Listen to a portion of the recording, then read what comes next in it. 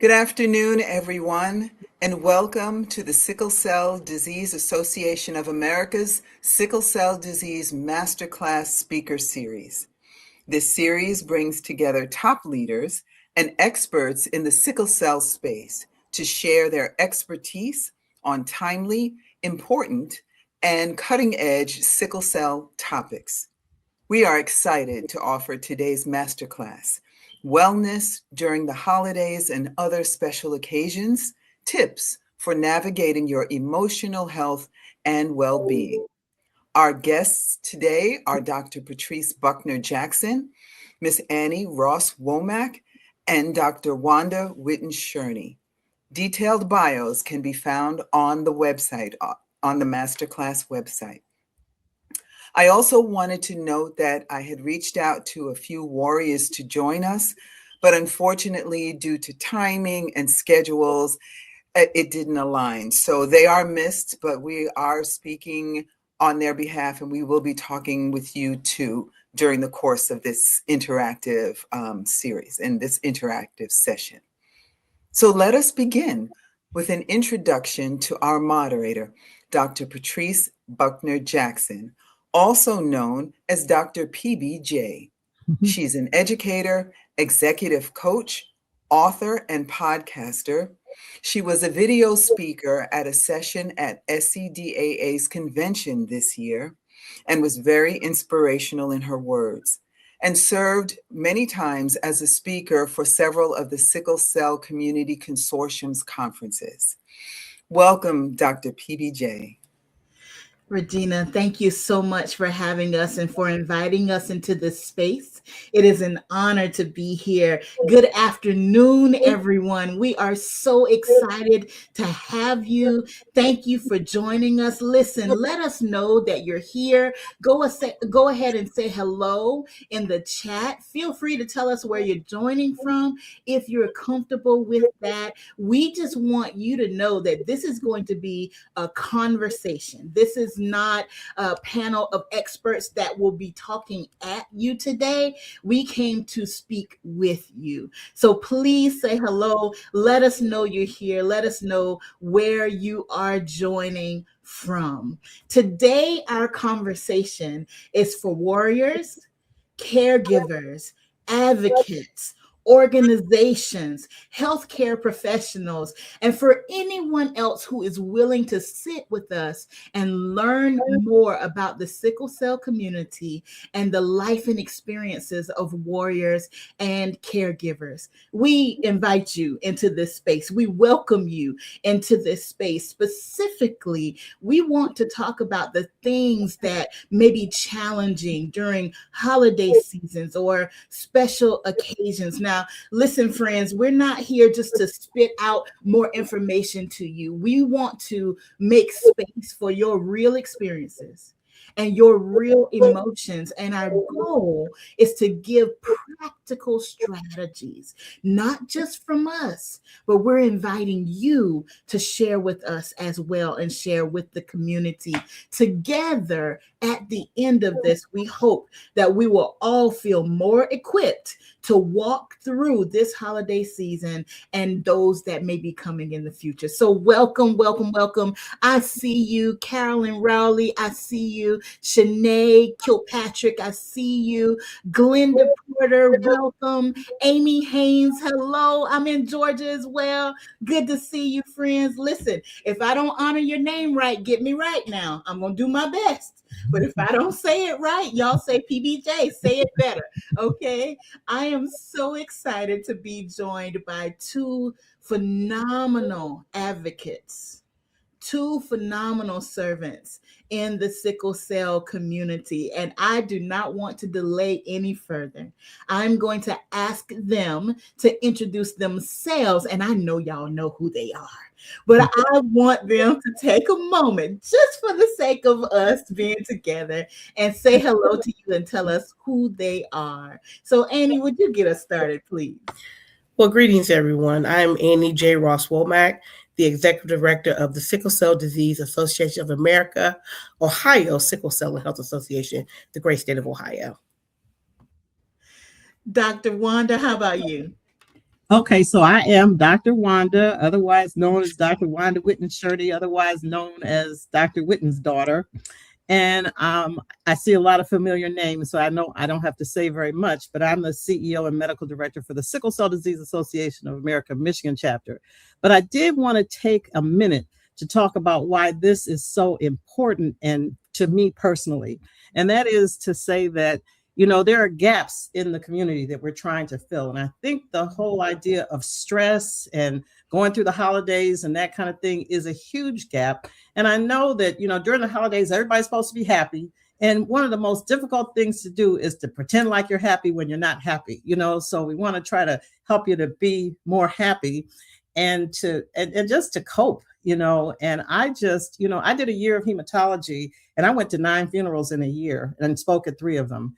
And I just, so I am very interested in coping strategies. And I do a session called Heal the Healer, which at some point, if we have time, we can talk a little bit more about that. But that's me.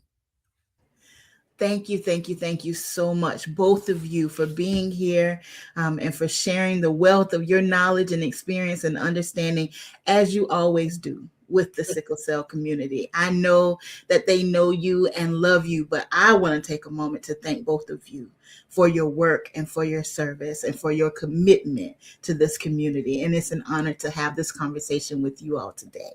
Friends, I want you to know that we are going to be honoring your experience today.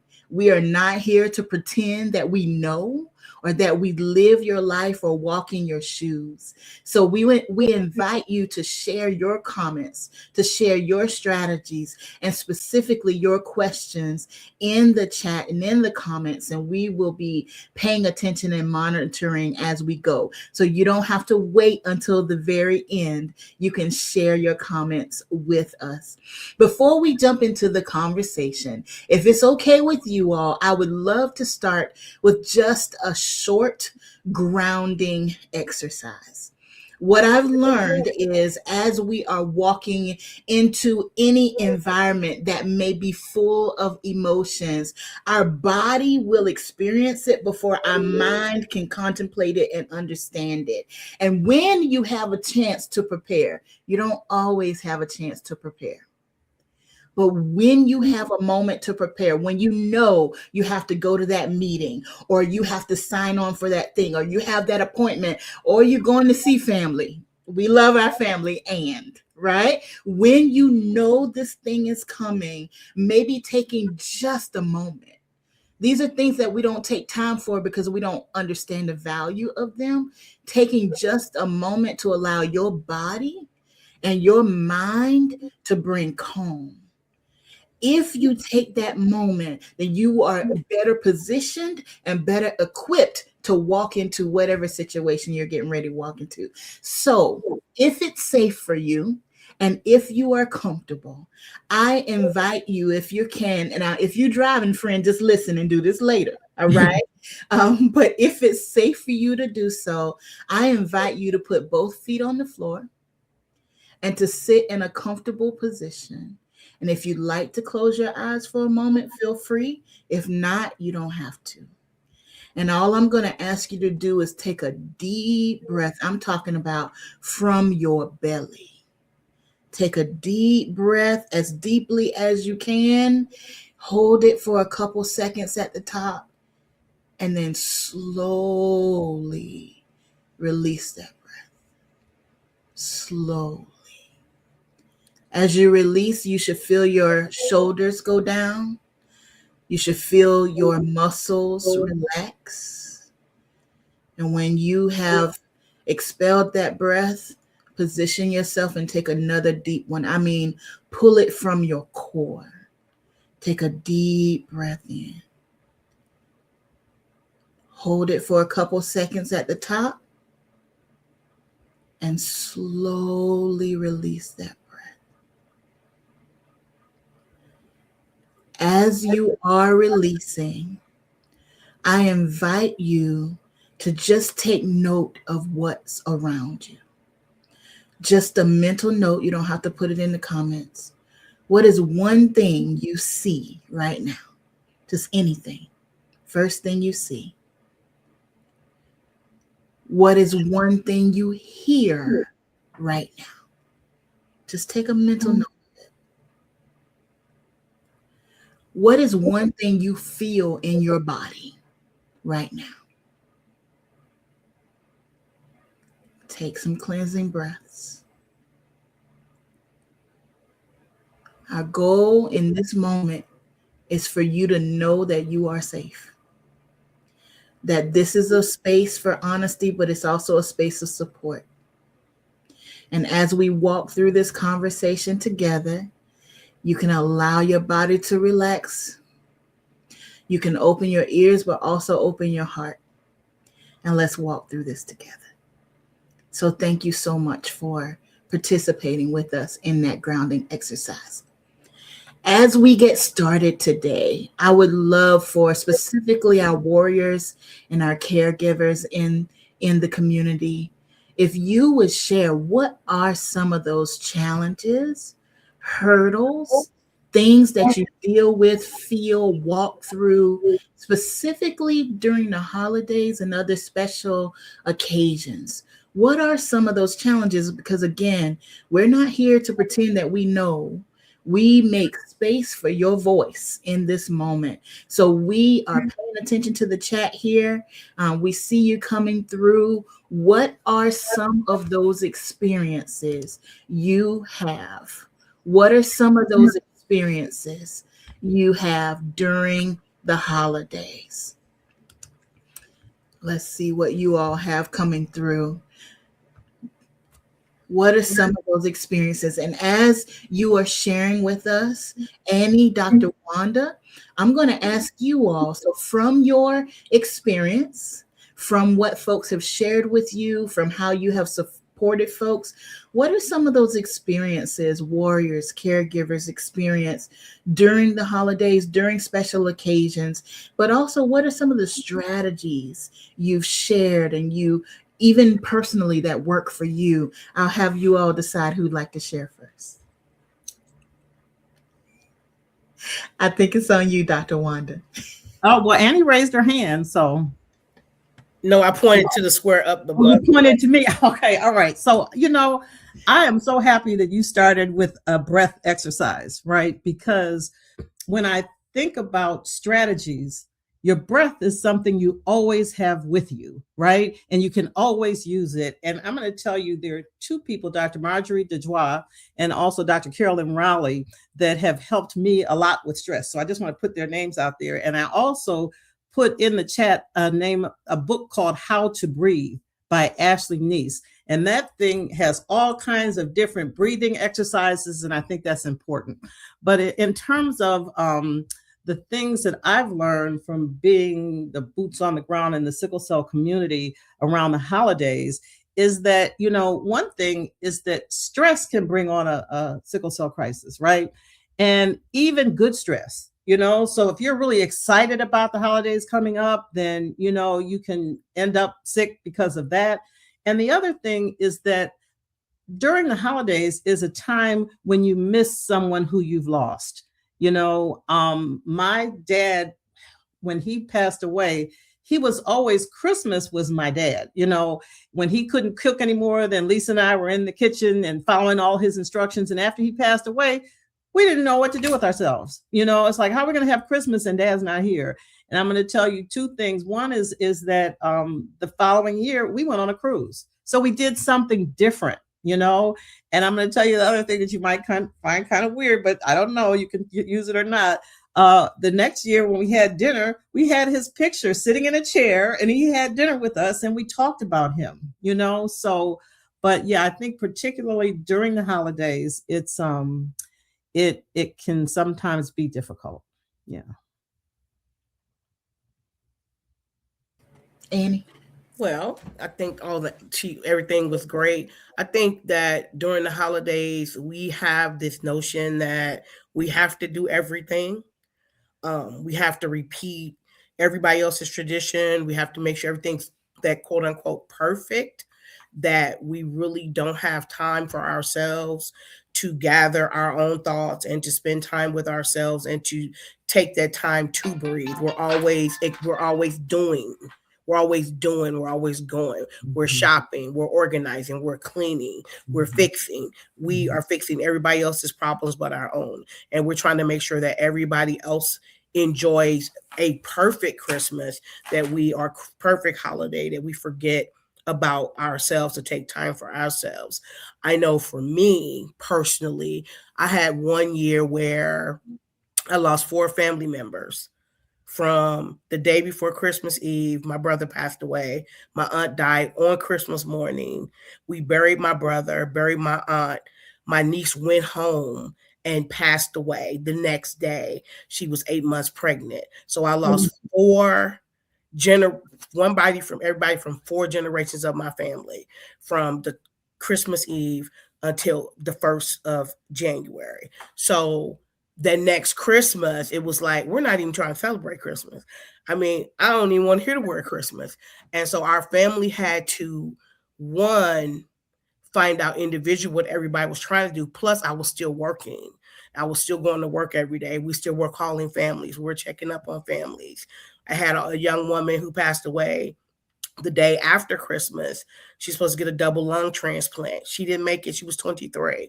So not only was I mourning my family, but I was also mourning with a family. So sometimes we don't take time to step back and say, you know what, not today. You know, you can't show up for everybody and not show up for yourself. So I understand grief. I understand compartmentalizing grief, understand getting things done. And then I think that the other added pressure is if you're still working and then caring for someone, and then having to balance work, caregiving, and your family and grief, and still show up every day and do what you need to do. Because we also have a report that's due December the 20th every year that we have to get done. So it's a lot of things.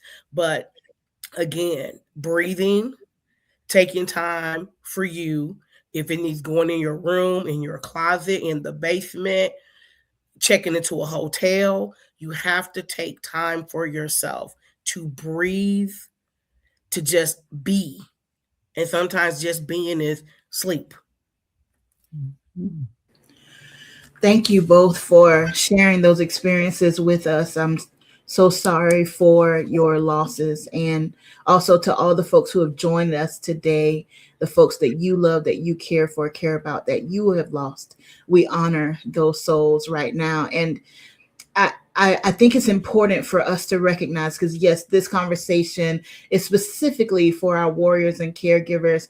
But Annie, you mentioned something that I think is significantly important for the advocates, for the organizations, for healthcare professionals, even for warriors and caregivers who lose someone who is not your family.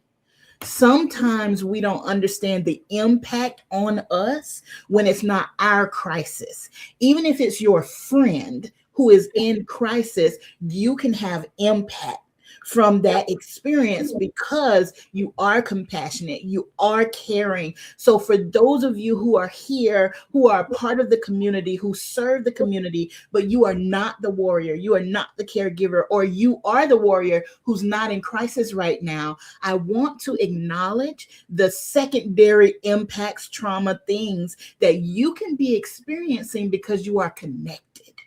And it is important for us to process that as well. There is grief that you carry. There's disappointment that you carry. There may be sadness. There may be anger that you carry because of what someone else is walking through. So don't dismiss the impact on your mind, your body, your nervous system, not just for your own weight that you carry, but the weight of other people. It's important that we do these things. And it seems so oversimplified to tell somebody to breathe. But I had a season in my life where I had a doctor tell me, she said, you're walking around holding your breath. When was the last time you took a deep breath? My shoulders were always tight, my muscles, because it was go, go, go. You're always on, you're always dedicated to somebody, responsible to somebody. Someone's expecting you, they need you. And in this day and culture that we live in, if you're not busy, we call it lazy. And I think that's dangerous. So our permission to rest, to do the things you were talking about, Annie, to take the moment, to take care of yourself, to go to a hotel. We don't feel permission to do that because we're afraid that it looks like we're being lazy or it looks like we're not being productive. But we want to give you permission to do those things. It's not just self-care, it's survival. I don't know if you all agree, but I think it's survival. It is necessary for us to take these steps and take care of ourselves right now. So thank you. Thank you for sharing. I saw some folks share in the chat. We see you, Glenda Porter. Thank you for sharing with us. Fatigue and wanting to host and cook and decorate and be so fatigued. And family members still have grand expectations. And also the frustration of being in pain and needing to pause, and it doesn't allow you to push in the way that you like to push because your body is having an impact. We acknowledge that. Thank you so much for sharing with us. Sarita Jones, that my son is always in pain and he won't be able to enjoy the holiday. We lost my husband unexpectedly in 2023. I'm so sorry. The holiday just isn't the same. Thank you all for sharing with us. I need to ask you here with our panelists, let's talk about grief. We need to honor it. So many folks, you all shared, folks are sharing with us in the chat that they've lost people that they love. Can we talk a little bit about grief? What is it? What does it look like? And how do we walk through it in a healthy way? Yeah, I have some comments about grief. When I lost those 9 patients and spoke at 3 funerals and ended up in my father's sickle cell clinic, thinking, oh, here everybody is happy and healthy and I'm doing outpatient care and everything's going to be wonderful. And then 30 years hence, I'm starting to lose warriors who are like family members for me. And it's a sadness and it's an emptiness and it's very difficult. And I actually sought some mental health support. And one of the things that I think that was most important for me from Dr. Skirta, when I would say, well, Dr. Skirta, what am I going to do with all these feelings? And he would say, Wanda, the first thing you have to do is have them, you know? And so to actually just cry and feel and take the time, you know? And I just think that we can do a lot of talking about what we should do, but the whole point is we have to put it into action, right? And so I don't know how many of you watched Being Mary Jane, but she had these little sticky notes everywhere. And I have sticky notes all over the place saying, take care of yourself, you know, because you can't take care of anybody if you're not taking care of yourself. And the other thing is bring in the troops, you know, because you have folks that are, you know, wanting to help you. And they always say, if you need anything, well, call them, you know, and get the help that you need. And I think that another thing that has been helpful to some suggestions that I've given to warriors is that you have to think about how your loved one would want you to be, you know, and not laying in the bed in a fetal position for 6 months. You know what I mean? And I think knowing and making that, honoring your loved one in that way, in saying that I'm going to continue, I'm going to be okay, you know, and just really working on that. And then not listening to people who want to try to tell you how to grieve, you know, because it's very personal, you know, and you've been grieving too long. It's like, what? You know, no, you know, you can't tell me, but you know, I just think some of those things might be helpful. But that whole fatigue thing, you know, because recent studies have shown that fatigue can sometimes be a bigger issue than pain. And then having to be tired and emotionally tired and physically tired and go through all of that is, you know, really, so rest, as Annie said, is so important, you know, just getting a lot of rest. I know that grief is very, very tricky. It sneaks up on you. Mm-hmm. You can, you know, I know, you know, my father passed away on my sister's birthday, and, you know, you don't think about it until I was in a grocery store one day and I walked in the car aisle, and then it dawned on me that this would be the first time in my life that I'm not going to purchase a Father's Day card. Mhm. And I lost it. I mean, I was crying out, and some ladies came over there and hugged me, because it's there. If you don't address it, you eat it, you put it down. I got to go to work. You eat it, you put it down, and God forbid, you're sick, or you're having a crisis. You eat it, you put it down, you deal with the crisis, and then that grief is still sitting there. You dust it off. You may address it. Oh, I'll deal with that tomorrow. I'll deal with that tomorrow, and then one day, it's just there. And I think that Dr. Shirley said something very important. Make sure that you have those feelings. Make sure that you have those emotions. Whether you cry, scream, fuss, cuss, yell, I'm mad, I'm angry, I'm hurt, I'm upset. All those emotions and all those feelings, have them. They talk about all these stages of grief. Have them. I'm never going to see my mom again. I'm never going to see my dad again. I'm never going to see them again. I'm never going to see my brother, and then even like this year, the day before Thanksgiving, my brother decided that he wanted to go to the doctor and not call nobody. He died at the bus stop the day before Thanksgiving this year. And I said, holidays don't like my family. So I just, you have to work through that. We had all the trimmings and nothing got cooked, because it was just like, how can we cook? And so I don't know, I don't know if I'm done with that, because it was just out the blue. So it's like, you have to go through that, scream, yell, fuss, have those feelings, and then come back and say, and then honor that family member. Honor the love you had with that person. Honor their life. When Dr. Shirley said, the next year we had a picture. I've seen folks, when they lose their families, they get married, they're carrying pictures down the aisle. Do whatever it is that you need to do to have a good day for yourself. Whatever that looks like. Kicking, screaming, sleeping, whatever that looks like for you, because grief is an individual process. It is yours. You have to own it, because my grief doesn't look like your grief. My feelings are not your feelings. So if I feel like saying, hey, let's cook, let's clean up, wash your face, and let's go, that's how I'm handling it today. Now, tomorrow, you may have to pick me off the floor. But today, I'm going to do it this way. So it's individual for everybody. I mean, somebody you look at me that was like, and I said, thank God I don't look what I've been through. Yeah. Because I still got to get up and go to work every day and listen to families and deal with families and go, and help folks navigate this thing called life. So it's a lot.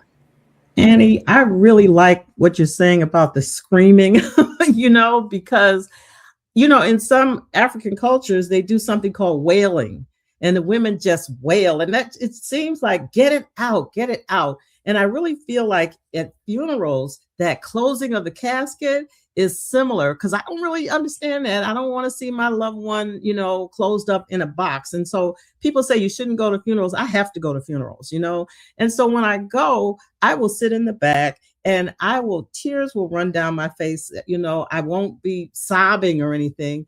And then when they get ready to close the casket, I exit stage left, because I can't do that, so that's not good for me. So I think you have to kind of personalize things and try different things and decide what works for you. But the other thing that I think has been helpful to me is this whole one foot in front of the other, one day at a time, 1 second at a time. Sometimes it comes to. And I know sometimes when I wake up in the morning and try to figure out, how am I going to get out of bed? And then I say to myself, okay, well, the first thing you have to do is sit up.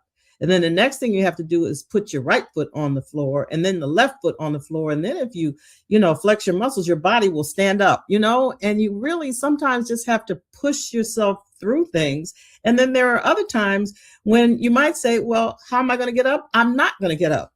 I am going to stay in the bed today, because I think one of the biggest take home messages for this whole panel discussion is you've got to take care of yourself, So I'm really curious as to some suggestions that other people have about self-care. Absolutely. I hear loud and clear what you all are saying about feel the feelings. I think I've heard people say before, if I start crying, I'm not going to stop. Yes, you will. Mm-hmm. Yes, you will. You might fall asleep, but you're going to stop. Mm-hmm. And what you don't realize is if you don't start crying, Mm-hmm. it's going to manifest in some other way. Grief has to flow. Mm-hmm. Sadness has to flow. Anger has to flow. And if it's stopped up, it is going to cause trouble. Mm-hmm. And we have culturally been taught, stop crying. Mm-hmm. Be quiet, pull yourself together, get back to life. And even people who love you, people who really love you and care for you, want you to be normal so quick. And that's because they need you to be normal. They're feeling uncomfortable with your grief, so they need you to feel normal so that they can feel better. But I'm here to tell you that emotion needs to flow. It needs to have a flow. I appreciate so much what you all are saying about screaming and wailing. If you think culturally, especially African people, dancing, singing, wailing, crying, using our bodies, all of those things we may not have understood, but science has shown how all of those things impact our nervous system and make us feel better. They actually work, but we do certain things because culturally you've been taught, or different cultures are here, right? But there are scientific proof to how those things help our nervous system calm and help us be in a place where we can think clearly, where we can show up, where we can maybe do the thing or do the work after we've had an opportunity to feel what we're feeling. Felicia Williams, I just want to honor you. You said my son's birthday is in the middle of the holidays, so grief is hide and seek. While I honor his life, I am saddened he is gone. And my friend, you are living in a real tension called love. That's a real thing. One moment I'm honoring, the next moment I'm sad, or maybe all in the same moment. And we stand with you in that because it's real. And you have explained it beautifully. So we honor you and we honor your son's life in this moment. I also want to speak to folks who are grieving, and y'all, I got blinds and lights and all kinds of things going on. We're at home, y'all. So it's real life. I want to speak to folks who are grieving a thing and maybe not a person. Maybe you are grieving a transition in your life. Maybe you're grieving the fact that you are in pain and you cannot engage in the holidays the way that you'd like. Maybe there's been a change in your diagnosis or a change in your family culture.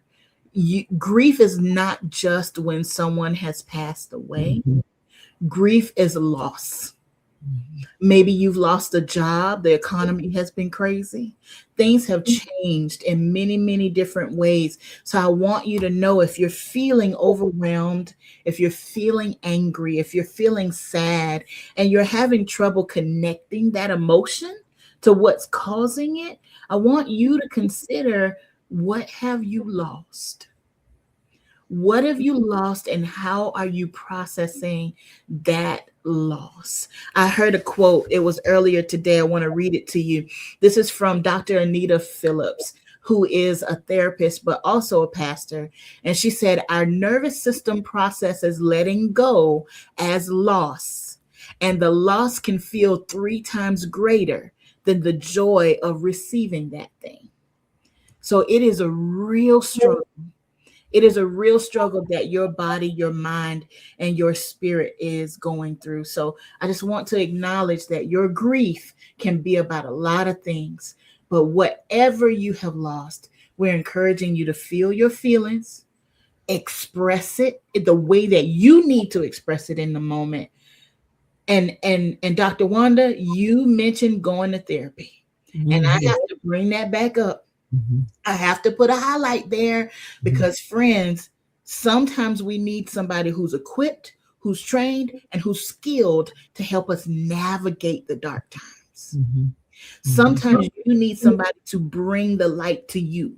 to help you see your way through. So I want to encourage you, if you've never considered it, consider if therapy is something that's going to be helpful for you, but also your community, your people. None of us do this well alone. Mhm. And I truly believe isolation is one of the most dangerous things that can happen. Mhm. So connect to your people. Mhm. Call your friends, call those who you trust, let them know, talk to them, get it out, invite folks in. Invite folks in. You'd be surprised how many people want to stand by you.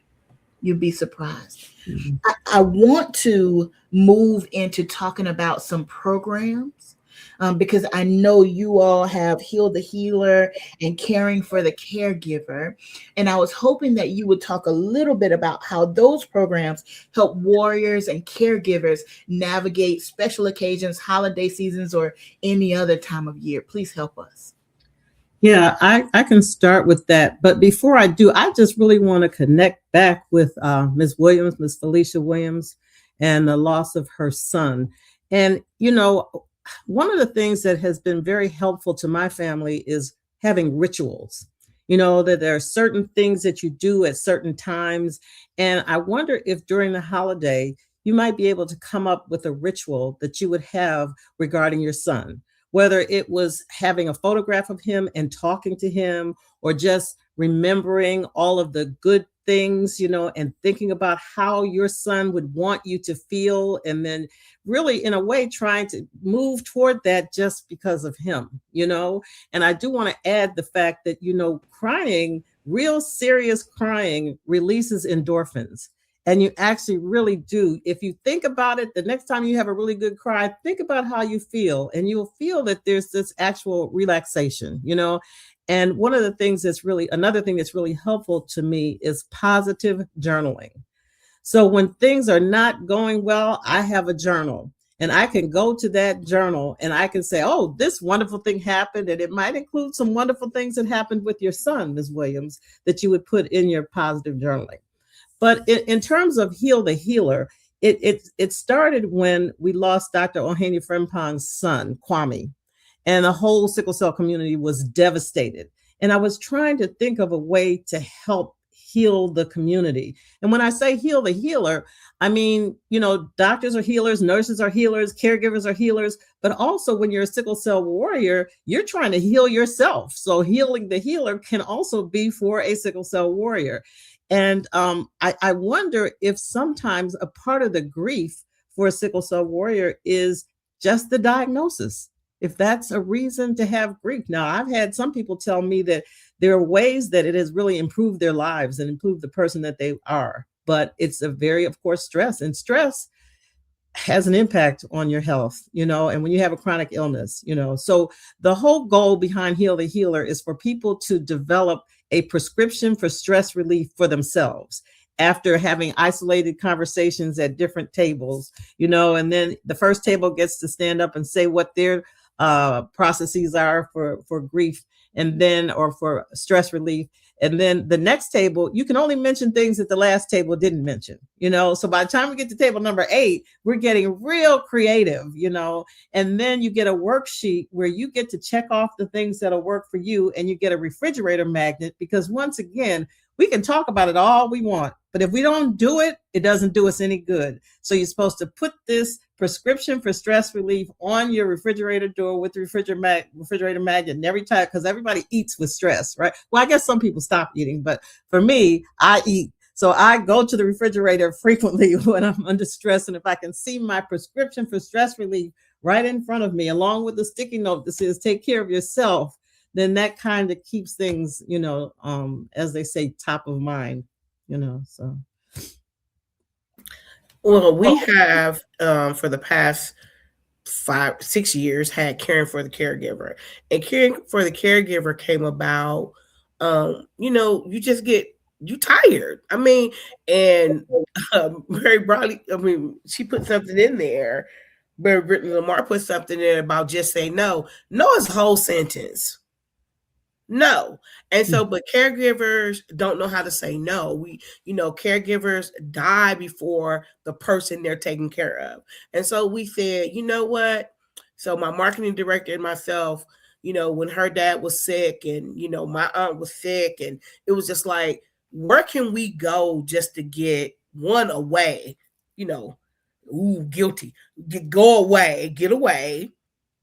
Because I'm gonna tell you something, because we had one caregiver that stood up and said, have you ever just thought about killing the person you're caring for? I mean, it's just a lot.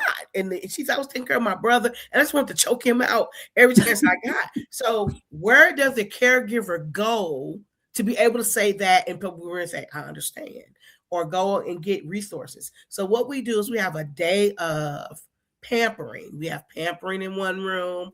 We have yoga and meditation in one room. We have lunch and learns, where you're learning from probate attorneys, insurance, learning the difference between a power of attorney and this, and learning all these things, because you don't get many days away.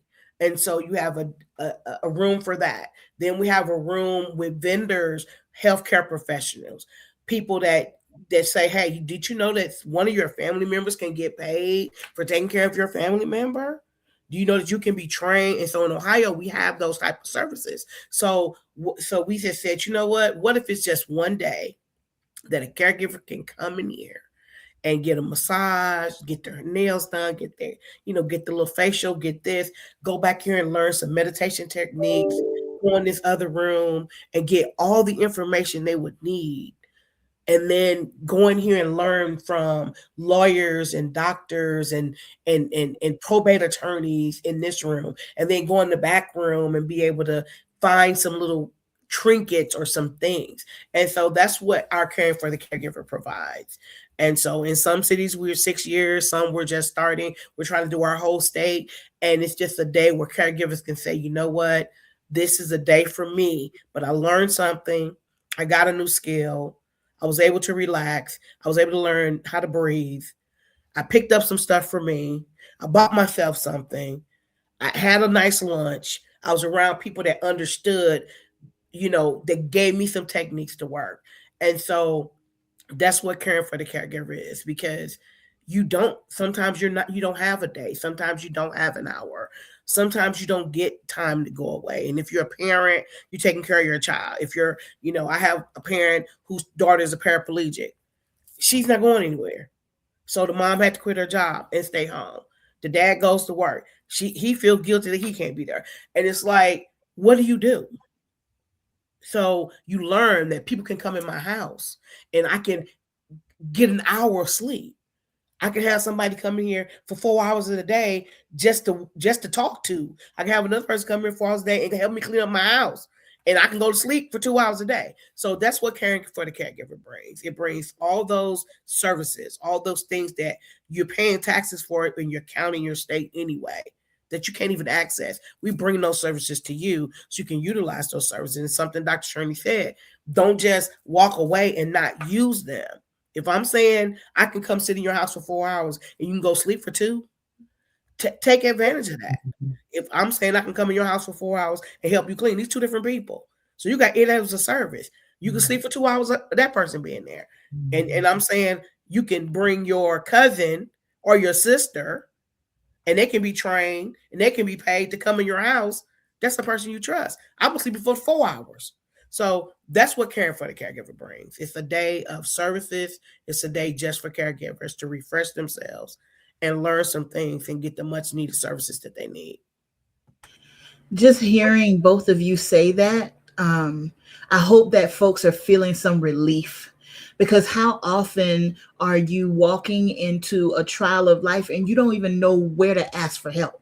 You don't know where to start. Many caregivers, you weren't trained to be that. Life gave it to you, and you step up and you do what you can, but where is the resource? How do you know where to go and what to do?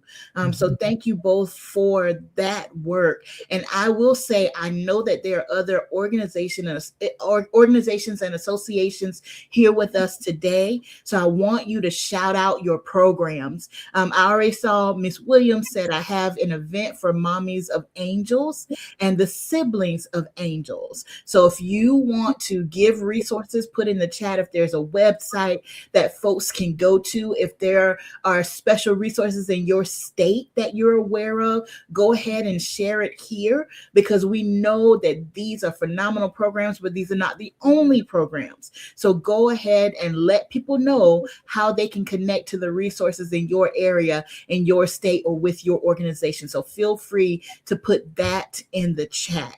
While they're doing that, Dr. Wanda, Annie, can you let people know, how do they connect with Heal the Healer and caring for the caregiver? So how do they get involved with what you have going on? Okay, so we're the Mighty Midwest, and so we share everything with everybody. And Tabitha says there's nothing wrong with being a copycat as long as you copy the right cat, right? And so, and I just have to say that when I'm stressed out about stuff, not just sickle cell stuff, Annie J. Ross Womack is top of the list, and she always answers the phone, and she always says, you need to identify your own Annie J. Ross Womack, you know. I also want to say that, Takara, when you put in the chat that having your loved one's favorite meal, that's what I'm talking about in terms of a ritual, you know. And, you know, I think that something's really important. Like, my mom is 96, right? And so all of her friends are leaving, you know, and that's sad for her. But it's very different when you're a 26-year-old warrior and all of your friends are leaving, because you're not expecting that. And one of the things that I think is important is that while people are here, you know, you have to let them know how important they are to you, because I don't want you to regret that, oh, I should have said this, or I should have said that.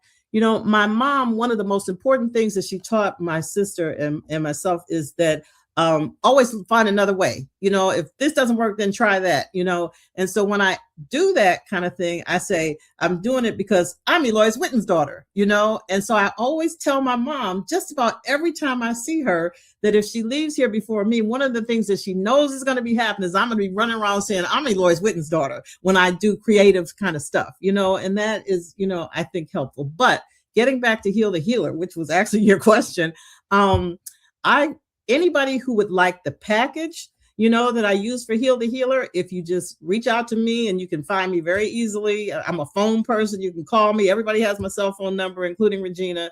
I can put it in the chat. I will send you the package. But in addition to that, I have done training on how to do Heal the Healer for different organizations. So I have a whole PowerPoint put together. So if you'd like to do Heal the Healer, and I definitely plan to do caring for the caregiver, you know, because that's, you know, so I'll be talking to you more about that, Annie. So I think she said it. I mean, we share everything, so we don't have a problem with, you know, sharing our information. Let us know. We'll show up in your town, help you do it, and then the next week you'll be like, you're on your own, but we'll show up.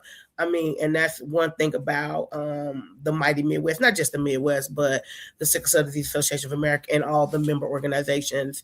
We're always there. Why reinvent the wheel?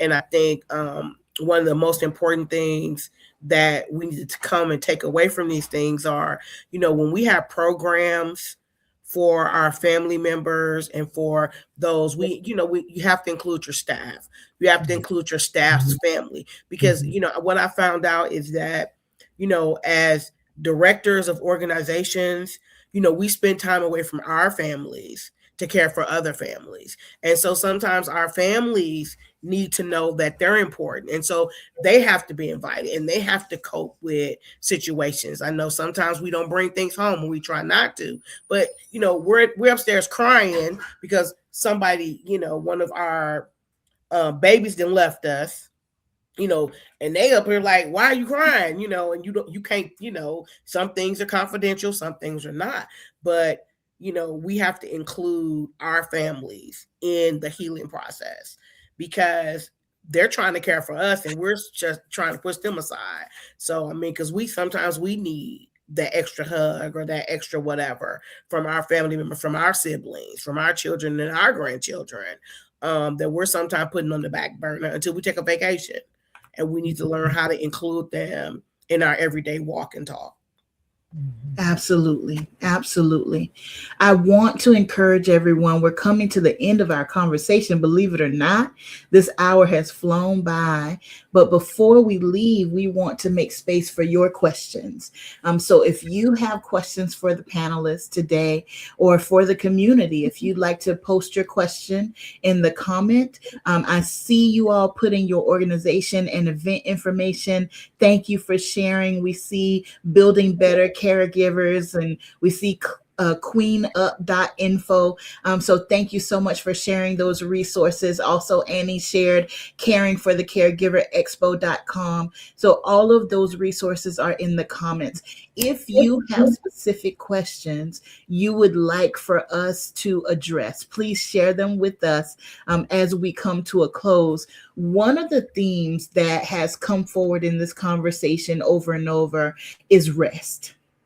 And if it's okay with you all, I really like to take a few minutes and specifically address rest, because sometimes when we say rest, we assume people know how to do that. But what I've seen over and over and over, especially for givers, nurturers, caregivers, we don't know how to rest. We don't know how to stop. And there's this constant dialogue that says you don't have time to rest. You don't have time to rest. You don't have time to rest. So if you all would, what does rest look like in the midst of a busy life, a challenging life, or overall overwhelming season? What does rest really look like? Well, while people are putting in their thoughts in the chat, I do want to pay particular attention to Mary Bentley Lamar's program, because Mary is so creative and so, I mean, the chanting and the singing. And I think that, everybody should connect with Mary and find out how she does that and what she uses. And I'm sure she uses some rituals in that.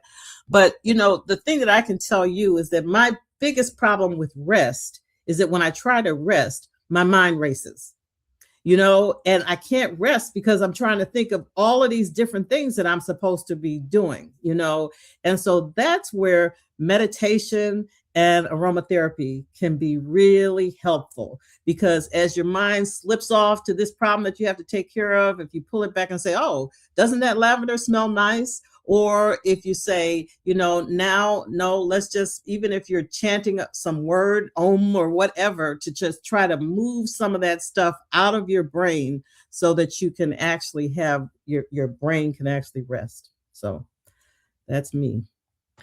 And I saw where Miss Curtis says she doesn't know how to rest. I mean, a lot of us don't. And I think the problem is that we equate us resting with lazy. Well, if I rest, then how am I going to, they going to think I'm not doing it. So what I've learned to do is I take one day off a week. Y'all know what day it is, Monday. Don't call me. Don't ask for nothing. Now, if it's a special thing for an emergency, I'll do it. But everybody in every num know, I don't do nothing on a Monday. So it's like, I'm not doing it. No, I don't have to explain myself. I don't have to do, because I need a day for me and whatever that looks like. Some days I don't even get up. I just stay in my room. So if I don't even open the door, can't nobody say nothing to me. Can't nobody ask me nothing. I don't turn my phone on. I'm not attached. I don't have and this notion that, and a lot of us can't rest because we got TVs in our room. We got radios in our room. We take our phone to bed with us like it's your mate. You're never going to rest because you're always going to be looking to see what time it is. You're going to scroll, and then you do this thing called spirit strolling. And then you wake up, it's 2:00 in the morning, and you watching somebody else's life, somebody else's highlight reel, when you should be asleep. We don't know how to rest because we take these things to bed with us. We'll get you a good book, light you a candle, get you a little glass of wine if you don't drink, get you some Kool-Aid, get you some something for that, get you some water, get you some coffee, get you some tea, and just be, get a good book, turn some pages, tuck the phone off. Don't have, it's dangerous to have a electronic devices in your bedroom anyway, because you're always going to go to those. You're always going to go to get you some scented candles, get you some background music, and rest, just be in that moment.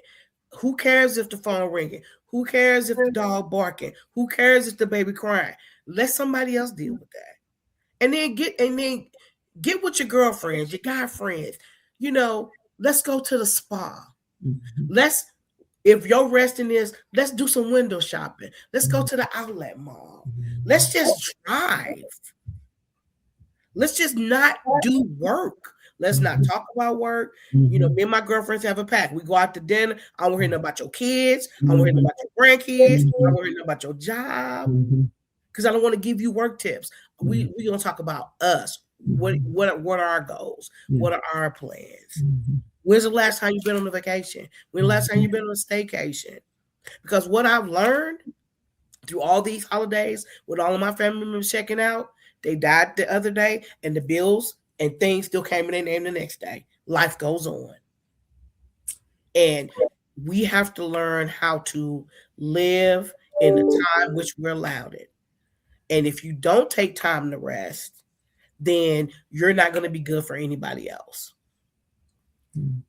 Annie, I think one of the most important things you're saying has to do with those conversations when we're going out with our friends, you know, because if you spend your whole time talking about problems, that just keeps the problems alive, you know? So, I mean, the problems are there. They're going to be there when you get back. So when you really need some escape, and you need to talk about all the good things, all the interesting things. What's your favorite movie? What's a good book to read? You know, where should we go eat? Or what do you like to cook? You know, just have those kinds of conversations instead of, let me sit down. There's a place for that, for discussing, you know, challenging things that are going on in your life, but just don't make that the focus every time, you know, because I've told some of my friends, you don't want to talk to me because I don't have anything good to say, you know, so I've changed that now. And when I call, I say, here, let me tell you the good things that are going on in my life. Let me tell you about the Charles F. Whitten Center of Excellence, you know, so yeah, so I think that is so important that you kind of shift your focus every now and then. And I see Tahira has put in a nice hot bath, candles and music. You know, I think that another thing, when you mentioned if you don't drink, turmeric milk, there are all kinds of recipes for turmeric milk with black pepper and coconut oil. And I tell you, when you have a cup of warm turmeric milk, you feel like you've had a glass of wine. So as long as you don't have any bleeding issues, because turmeric can aggravate that. And of course, you should always talk to your doctor before you do anything like that. But turmeric milk has been helpful for me. And it's anti-inflammatory, you know, and inflammation is a big part of sickle cell disease. And it's a big part, everybody can use some toning down that inflammatory process. So that might be helpful. Yes, absolutely. I love a good golden milk before going to bed. So I'm so glad you said that. And I'll also add rest is not task switching. So sometimes you do the lighter task instead of the heavier task and you say you rested. No, you didn't. You're still working. You're still working. And how do you find moments for rest when you're so busy? Friend, find 3 minutes. Start with 5 minutes. Get you a plant and put your hands in the soil. Step outside and let the sun shine on your skin. Go to a bathroom, shut the door and just breathe. Or turn up some music and dance like nobody's looking. If you can't get a day off, if you can't get a whole day, start with 3 minutes. Start with 5 minutes. The goal is to start somewhere. You would be amazed what your body can do for you if you just give it a little bit of what it needs. Friend, I don't even want to leave. I don't want to stop, but we promised you all an hour. I am so grateful that you chose to be here with us. Thank you, Regina, for inviting all of us into this space. Thank you so much, Annie, Dr. Wanda. We appreciate you today and always. Also, our producer in the background, Nick Hudson. Nick, thank you so much for making the magic happen. And most of all, to you all who have joined us today, it's an honor. There's so much you could have been doing in this hour, and you chose to spend it with us, and we don't take that for granted. We hope you got what you needed today. All right. As you all put your takeaways in the comments, I'm going to ask Regina to come back and close us out. Wasn't this amazing? I think this was one of the most inspiring and comforting and spiritual without being spiritual moments that we have had in a long time. I want to thank Dr. PBJ for serving as moderator here today. I think that she did a wonderful job. And of course, I send all my thanks, gratitude, and love to Dr. Sherney. And I should say Dr. Annie too.